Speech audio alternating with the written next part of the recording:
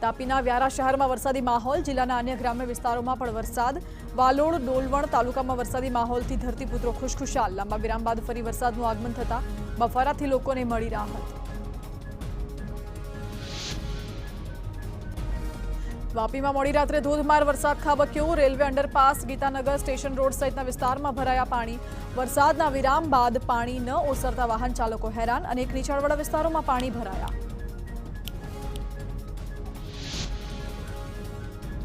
વાપીમાં માત્ર 2 કલાકમાં 1.5 ઇંચ વરસાદથી ગરનાળા પાણી થયા। રેલવે અંડરપાસમાં કેડસમાં પાણી ભરાતા અનેક વાહનો બંધ પડ્યા।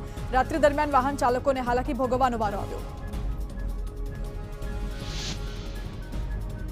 બનાસકાંઠાના દાંતામાં 2 દિવસના વિરામ બાદ વરસાદની રી એન્ટ્રી। રોડ પર પાણી વહેતા થયા તો રતનપુરથી પૂંજપુર જતા માર્ગ પર નદી વહેતી હોય તેવા દ્રશ્યો। અંબાજીમાં ગરમીનો પારો 40 ડિગ્રીએ પહોંચતા ભારે બફારો।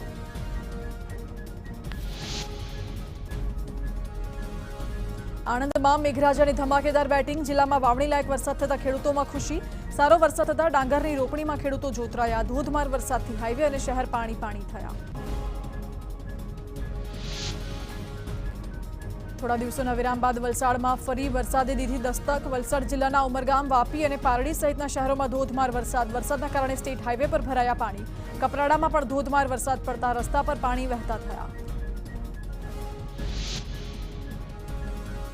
ભાવનગરમાં ઘોઘા તાલુકામાં ભારે વરસાદ। સ્થાનિક નદીઓમાં પાણીનો ભારે પ્રવાહ શરૂ થયો।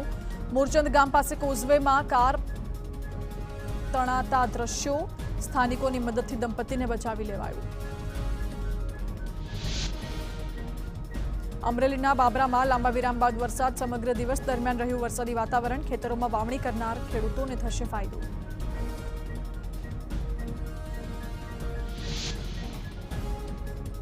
અમરેલીના રાજુલા જાફરાબાદ પંથકમાં ધીમી ધારે વરસાદ। જાફરાબાદ શહેર અને ગ્રામ્ય વિસ્તારોમાં છવાયો વરસાદી માહોલ। મિતિયાળા, લુણસાપુર સહિતના ગામડાઓ થયા તરબોળ।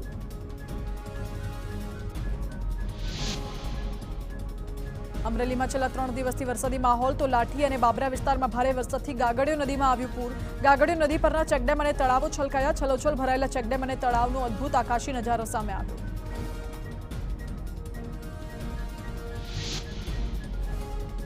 છેલ્લા 24 કલાકમાં રાજ્યના 117 તાલુકામાં વરસ્યો વરસાદ। સૌથી વધુ વલસાડના ઉમરગામમાં 3 ઇંચથી વધુ વરસાદ। સુરતના કામરેજ અને બોરસદ સહિત વાપીમાં 3 ઇંચ વરસાદ। રાજ્યના 5 તાલુકામાં 2 ઇંચથી વધુ વરસાદ, જ્યારે 18 તાલુકામાં 1 ઇંચથી વધુ વરસાદ।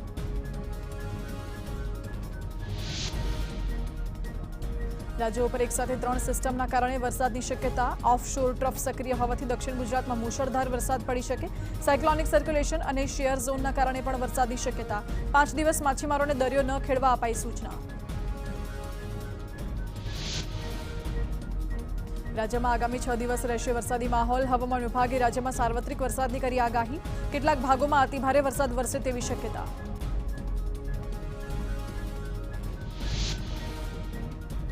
તાપીના ઉકાઈ ડેમમાં પાણીની આવકમાં વધારો। ઉપરવાસમાં ધોધમાર વરસાદને પગલે પાણીની આવકમાં સતત વધારો।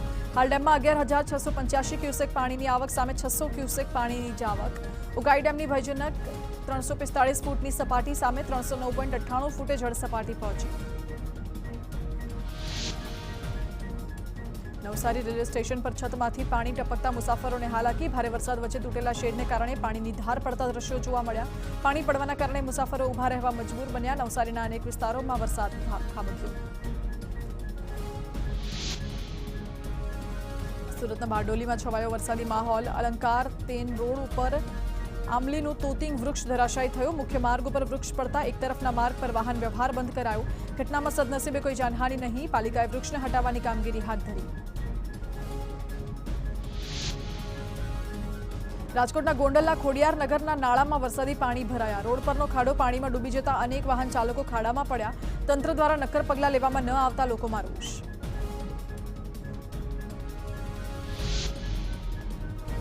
સુરતમાં હળવા વરસાદમાં જ ભરાયા પાણી। કતારગામ ગોટાલાવાડી મેઇન રોડ પર પાણી ભરાતા વાહન ચાલકોને હાલાકી। સુરત મહાનગરપાલિકાની પ્રી મોન્સૂન કામગીરી પર સતત ઉઠ્યા સવાલો।